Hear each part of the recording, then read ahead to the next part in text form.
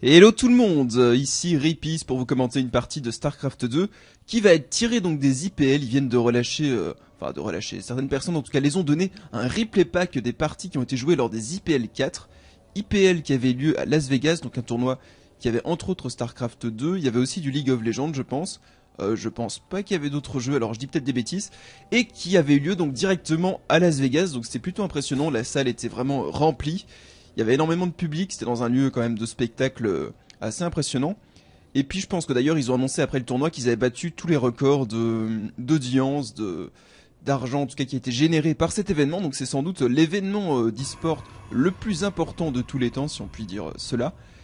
Et donc là je vous ai sélectionné une partie qui est la première game d'un BO3 tiré des poules. Donc c'était les joueurs qui ont déjà été invités, qui jouaient les uns contre les autres et puis ensuite qui jouaient contre certaines personnes qui avaient réussi à être qualifiées via l'open bracket, donc un arbre qui permettait aux joueurs de se qualifier en plus des joueurs invités.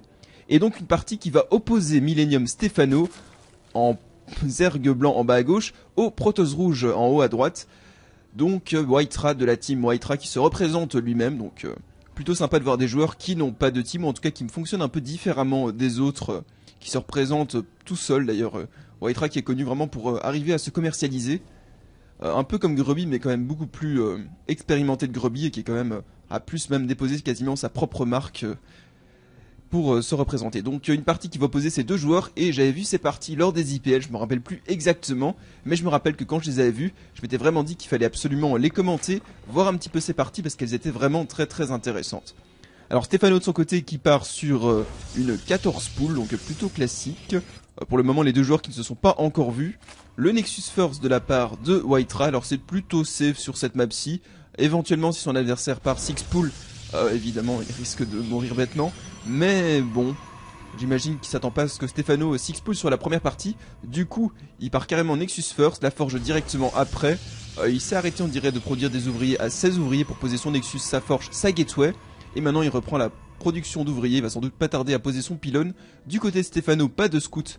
Bonne nouvelle étant donné qu'il a pu poser sa hatchery juste après sa poule en tout cas, mais relativement tôt. Du coup ça lui permettra d'avoir sa seconde queen aussi très tôt et de transférer des ouvriers à cette base-ci pour pouvoir la récolter plus tôt. Le canon qui est posé par Whitera, et donc voilà, ça part plutôt tranquillement. Alors la map, je vais peut-être confondre le nom avec une des autres maps qui a été ajoutée récemment sur le leader. Je pense que c'est Cloud Kingdom celle-ci. Mais si ça se trouve, je suis en train de confondre avec l'autre map qui a été ajoutée sur le leader. Tandis que l'ouvrier de Whitera ici est venu prendre l'information de cette B2. Il a vu qu'elle a été posée. Il n'a pas pris l'information des gaz parce que les Zerglings étaient déjà sortis.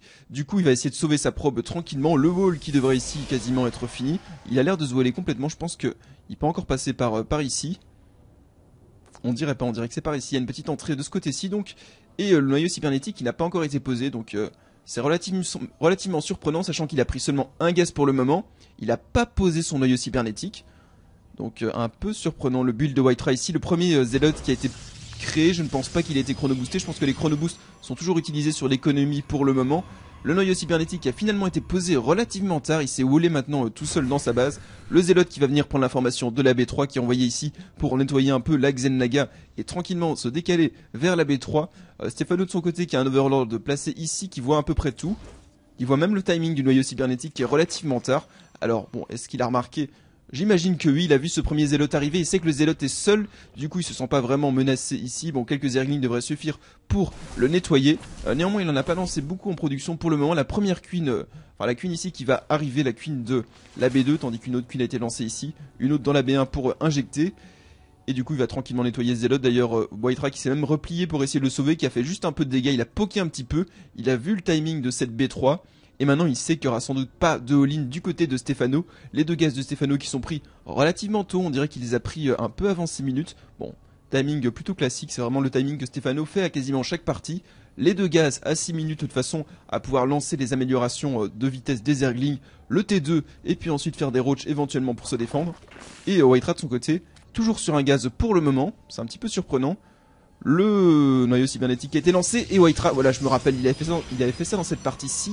Il était parti sur un troisième Nexus, sur seulement une base avec un gaz, une seule gate, un noyau cybernétique en train de rechercher tranquillement l'amélioration. Et ensuite il a fait seulement je pense un Stalker en plus du Zealot. Et il part sur Une troisième base très rapide, je ne pense pas que Stefano l'a vu, il ne s'y attend sans doute pas. Le Roach Warren qui vient d'être lancé pour Stefano au timing plutôt habituel, aux alentours de 7 minutes, pour contrer d'éventuelles agressions très tôt dans la partie. Et pour le moment, Stefano qui a vraiment aucune information sur ce que fait son adversaire, qui ne sait pas qu'il y a cette troisième base qui a été lancée, il va venir ici avec quelques Zerglings, reprendre le contrôle de la map un petit peu, scouter s'il n'y a pas d'éventuels pylons, je sais pas trop ce qu'il va faire avec ces Zerglings ici, il a peut-être vu que son adversaire s'était complètement volé, donc il y a toujours une entrée ici. Et on vous dirait qu'il va aller scouter peut-être cette B3, le Zélote ici qui est coincé des deux côtés. La B3 qui n'a toujours pas été scoutée ici, maintenant les canons qui ont été lancés, du coup Waitra qui devrait pouvoir la défendre. Et un choix très très intéressant déjà de la part de Waitra, qui tente une B3 très rapide, il sait que vu les... c'est un peu de la metagame dans la metagame, il sait que son adversaire va prendre une troisième base pour contrer sa deuxième base à lui, ne va pas partir sur des agressions rapides. Du coup en réaction de son côté il part sur une troisième base très rapide car il sait qu'il n'y aura pas de menace de la part de Stefano avant encore facilement 2 minutes.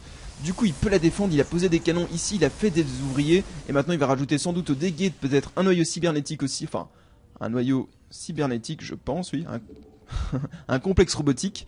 Évidemment le noyau cybernétique c'est ce bâtiment-ci pour de façon à défendre cette B3. Et donc prendre un petit avantage économique dans la partie, vu qu'on sait tous qu'un Protoss sur 3 bases, c'est très très puissant. Stefano en réaction qui prend sa 4ème base directement, qui ne tente pas d'agression pour le moment, qui va simplement droner un petit peu plus. Niveau du compte d'ouvrier, il est à 65 pour le moment, il va sans doute en produire plus, quoique non il s'est arrêté ici pour faire des roaches. Il a saturé cette base-ci, on dirait.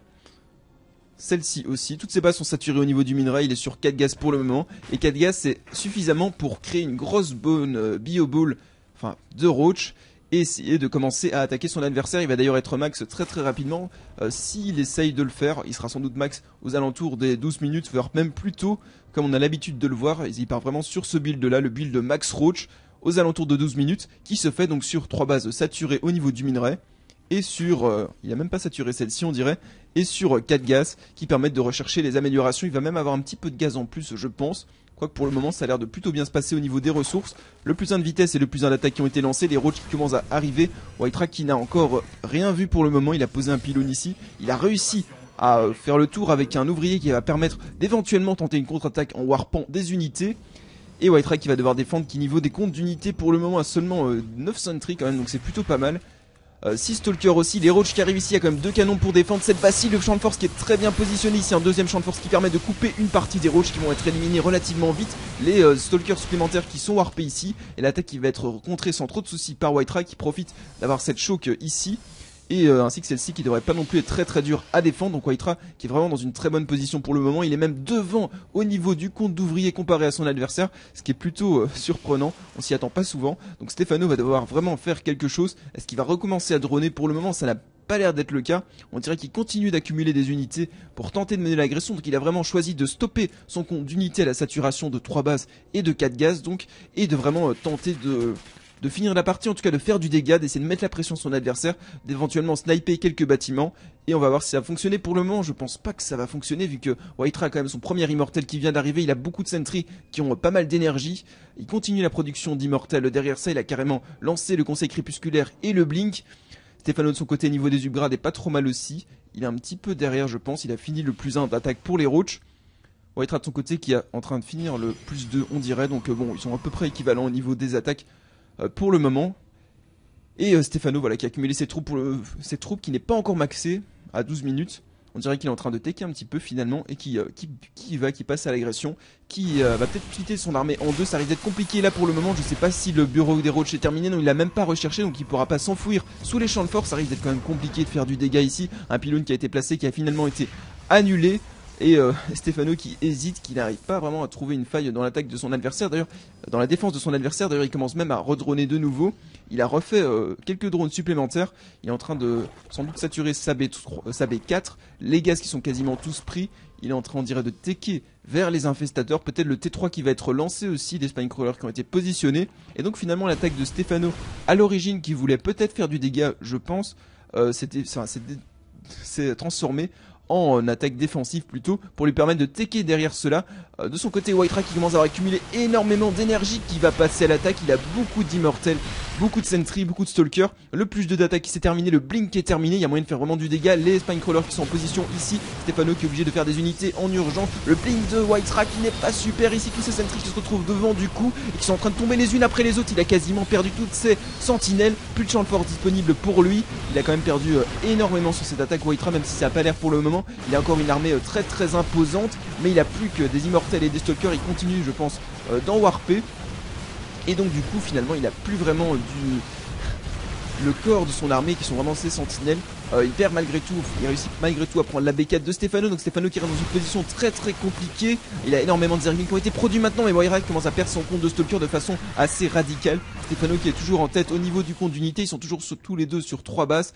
Stefano du coup qui n'a plus 8 gaz à sa disposition, seulement 6 pour le moment, mais malgré tout Whitera qui est quand même à la fois finalement fait du dégât, mais il a quand même perdu beaucoup sur cette attaque aussi, même si pour le moment il reste quand même devant dans cette partie. Il est en train en plus de transitionner sur les colosses, il va les produire 2 par 2 avec un double complexe robotique. Il est en même temps en train de partir sur aussi un moteur ship pour compléter son armée. Il s'attend peut-être à ce que Stefano parte sur des Broodlord. Ça n'a pas l'air d'être le cas pour le moment. Stefano qui est toujours sur le T2 et les deux armées maintenant qui commencent un peu à se tourner autour ici. L'armée Stefano en position, la base qui était reposée de ce côté-ci, une autre base qui s'est terminée en haut à gauche de la map, j'imagine vous l'avez vu sur la mini-carte, et qui du coup va pouvoir tranquillement essayer de reprendre possession de ses gaz.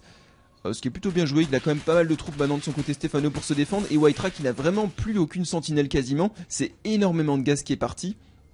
Et du coup il peut plus se permettre d'être agressif de son côté, il faut vraiment qu'il retourne sur un pied plutôt défensif. Il a quand même énormément d'immortels ici de son côté.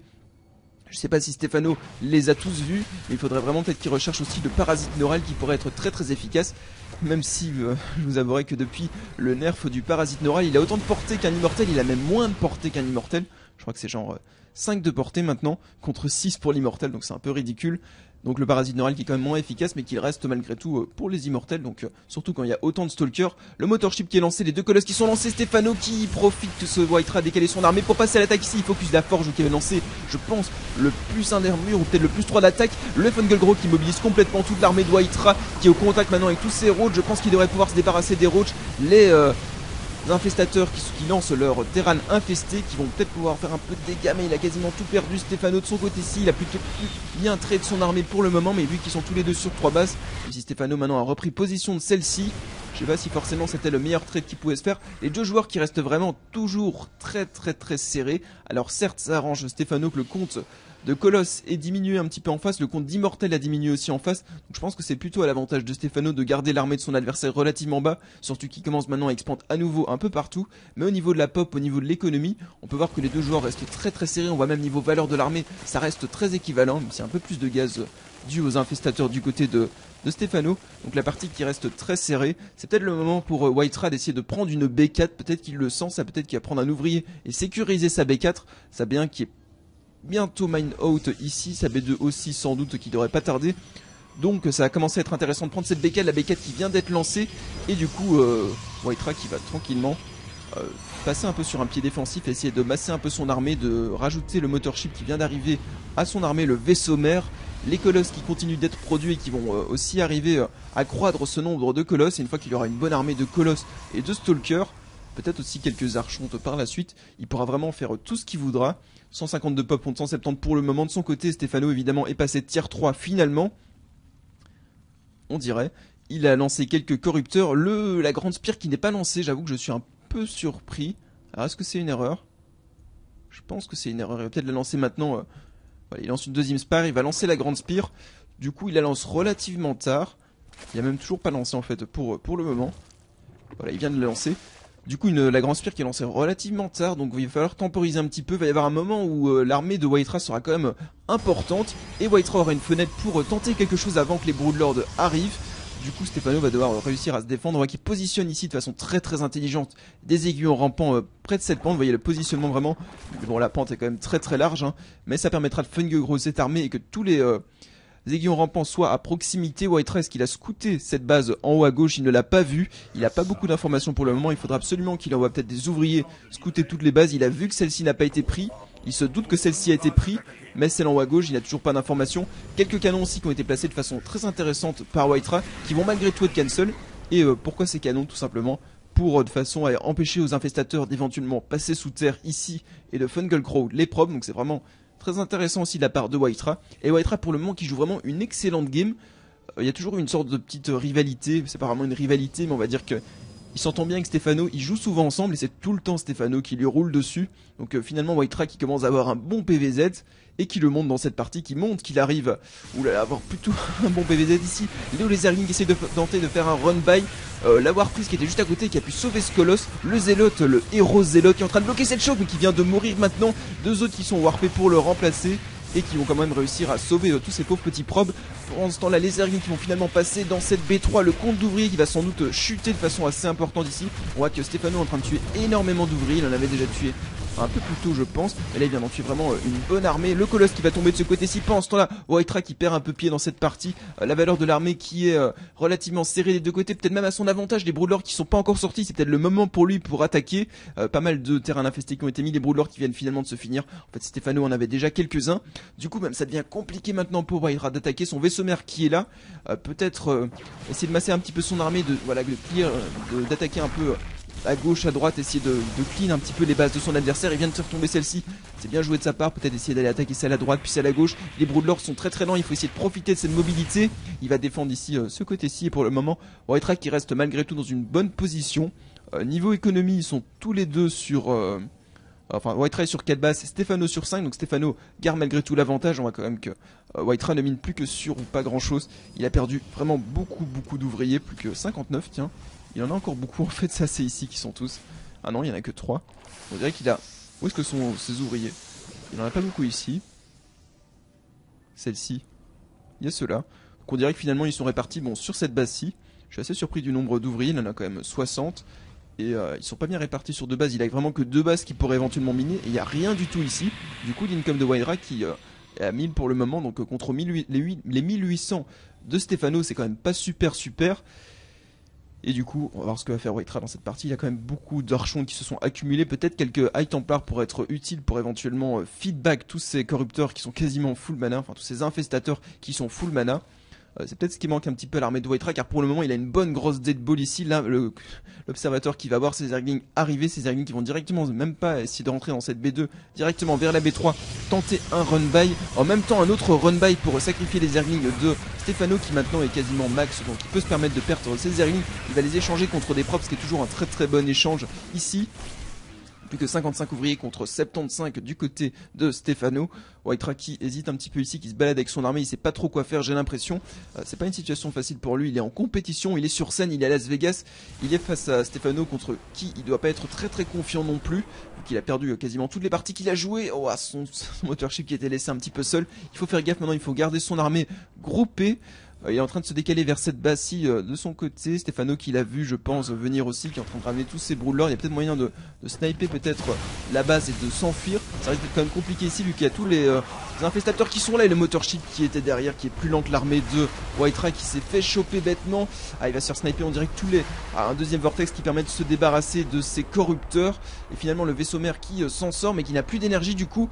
Quasiment tous les archons qui sont rentrés dans ces vortex, ça sera suffisant. Pas mal de terrains infestés qui sont lancés aussi, tous les Broodlords qui sont hors des champs de force, c'est seulement hors des vortex, c'est seulement les corrupteurs qui ont l'air de tous tomber les uns après les autres, mais il reste encore tous les Broodlords malgré tout. Et le motorship qui est un peu moins effrayant du coup, vu qu'il a plus d'énergie. La détection, je pense, du côté de Stefano, en tout cas les Fungal Row qui permettaient d'avoir ses unités, une bonne partie de l'armée de Waitra qui a été interceptée. Et Waitra qui ne tient pas compte du fait que son vaisseau mère est un peu plus lent que son armée, du coup il le laisse un peu à la traîne derrière, et il a perdu comme ça toute son énergie un peu bêtement, alors que s'il avait eu un engagement où il avait réussi à poser des bons vortex, il aurait carrément détruit l'armée de Stefano. Une fois de plus, le motorship qui est derrière ici, l'armée de Stefano en position, qui va empêcher à Waitra de prendre cette base-ci. Waitra qui va peut-être empêcher de prendre celle-ci à Stefano, mais Stefano qui est toujours une base devant pour le moment. Et finalement c'est un trade base en quelque sorte au niveau de ces expands secondaires qui n'étaient pas minés des deux côtés qui va se faire. Et maintenant, bon, les deux armées qui ont l'air sur le point de se rencontrer ici, des Fungal Row qui sont lancés par les infestateurs. Stefano qui en perd quand même pas mal, mais il en a tellement ici, les Fungal Row qui sont lancés les uns après les autres. Le contrôle l'oral sur le motorship qui va ramener carrément sur son armée. Je sais pas si Waitra a toujours un observateur, je pense que ce n'est plus le cas, il en a plus, on dirait. Et du coup l'armée de White qui est en train de se faire découper pour le moment. Il perd quasiment toutes ses unités ici. Les infestateurs qui se font brûler une fois qu'ils sortent du champ d'invisibilité du Motorship qui vient de revenir à Waitra une fois de plus. Et Waitra n'a plus d'armée, Waitra a tout perdu. Et sa banque est moins impressionnante que celle de Stefano de son côté qui a encore quelques ressources, bon plus tellement non plus, mais au niveau de la valeur de l'armée, ça se voit directement. 40 000 contre 2000 à l'avantage de Stefano. Il a encore des unités très très précieuses telles que ses Broodlords.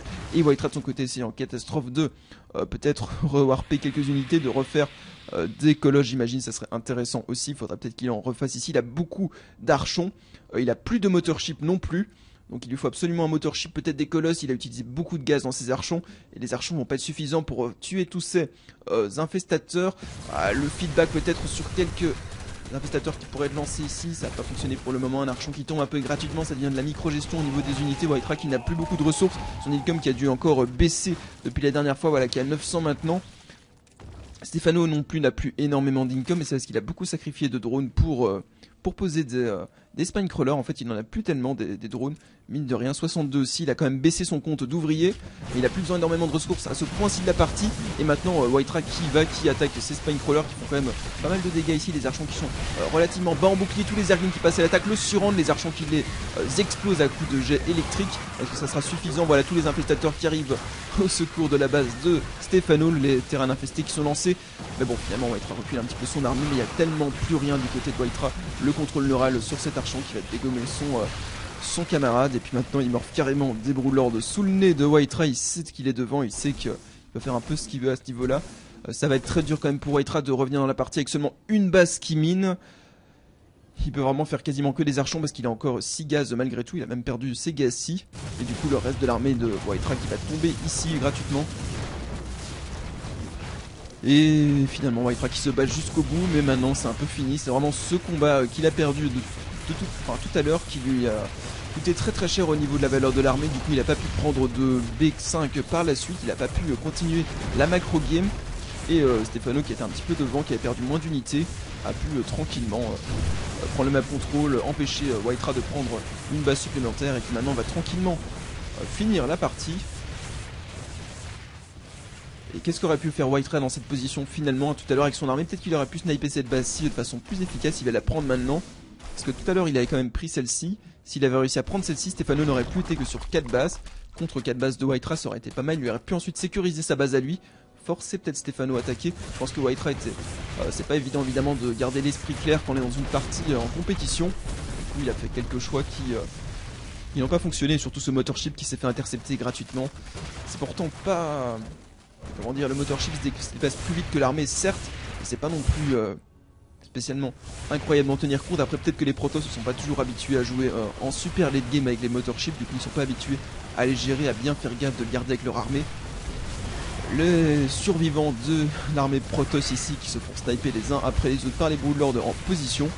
Et Stefano tranquillement qui pourtant n'était pas tellement bien dans cette partie au début, qui pourtant s'était quand même fait un peu surprendre par cette troisième base très rapide de Waitra qui avait vraiment payé de son côté, qui avait produit des unités, qui n'avait pas fait de dégâts, qui avait la tech en retard. Waitra peut-être qu'il a laissé un petit peu trop teché après, qu'il a laissé revenir dans la partie. Et puis ensuite lors du combat, c'était carrément le coup de grâce pour Waitra. Et maintenant bon il reste malgré tout pour se battre jusqu'au bout. Mais je pense qu'à ce stade-ci, voilà, il n'y a plus que le Motorship vaillamment qui tue les Broodlords les uns après les autres avec son plus 0 d'attaque. Broodlords d'ailleurs qui sont 3-0, donc finalement la double Spire de Stefano qui n'a pas tellement payé, je crois qu'il a perdu ici d'ailleurs. J'ai dû louper un Warp Prism tout à l'heure qui a été warpé des unités dans la main de Stefano, néanmoins ça n'a pas fait tellement de dégâts, on dirait qu'il a snipé la... Il a quand même snipé la Spire on dirait, donc c'était quand même intéressant comme dégâts. Donc je revois après si j'arrive à vite retrouver cette séquence. Mais là bon de toute façon voilà, la partie qui a l'air d'être bel et bien finie. Je vois pas trop ce que Waitra attend, je pense que c'est plus... Il sentait, je pense qu'il avait cette partie. Il sentait qu'il pouvait la remporter, maintenant bon. Il sait peut-être pas exactement sur combien de bases Stefano est, il a pas vu la base en bas à droite, il voit qu'ici qui fait des dégâts en haut à gauche, il a perdu malgré tout son zélote ici, il a encore envoyé quelques zélotes de ce côté-ci, cette base qui est tombée. Il pense peut-être que Stefano n'a plus que ses bases-ci, et Waitra finalement qui dit le GG qui quitte la partie. Donc... une victoire de Stefano plutôt bien méritée ici. Et Waitra qui néanmoins a tenté quelque chose. Cette B3 très très rapide sur cette map-ci, c'était très intelligent car cette B3 n'est pas forcément très dure à défendre pour le Protoss vu qu'il y a cette choke ici qui est relativement facile à défendre, surtout avec le wall qu'il avait fait ici. Du coup, c'était bien tenté de la part de Waitra. Ça a vraiment bien payé, sa technique était très intéressante jusque très loin dans la partie, mais finalement, Stefano a réussi à temporiser jusqu'au late game, et finalement, sans trop de soucis, remporter cette partie. Je pense quand même que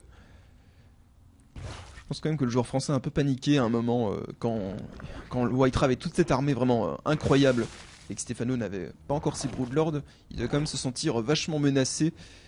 On va voir ici ce qui s'était passé au niveau de cette... avec un War Prism ici qui était passé du côté de Waitra, qui s'était pas fait trop repérer par... qui a fait directement sous le nez de Stefano ici, mais je pense qu'il n'avait pas vu forcément venir. C'était carrément sous son nez. Les unités qui a été warpées ici, il avait envoyé quelques unités, on dirait, dans cette base-ci, je pense. Qui avait été envoyé, puis il avait warpé énormément d'unités, il avait directement snipé cette Spire, qui était tombée très rapidement. Et du coup, ça lui a permis quand même de... Bon, ça je pense pas qu'il ait tellement bénéficié de cet avantage, vu que Stefano avait déjà son compte de Broodlord qui était quasiment au nombre idéal, il avait quand même pas mal de ressources banquées.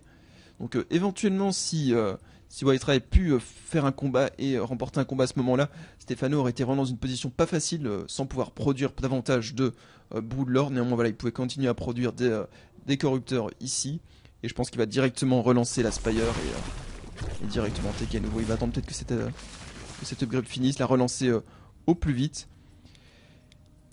L'Iron Bay ici qui a fait quand même pas mal de dégâts, je pense que Waitra était quand même passé très bas au niveau du compte d'ouvriers. Il n'avait pas remis d'ouvriers sur cette base-ci, c'était assez surprenant. Si on voit qu'il a ici environ 6 ouvriers de ce côté-ci. Il a quand même pas tellement d'ouvriers, il en a quand même pas mal ici qui ne minaient quasiment plus.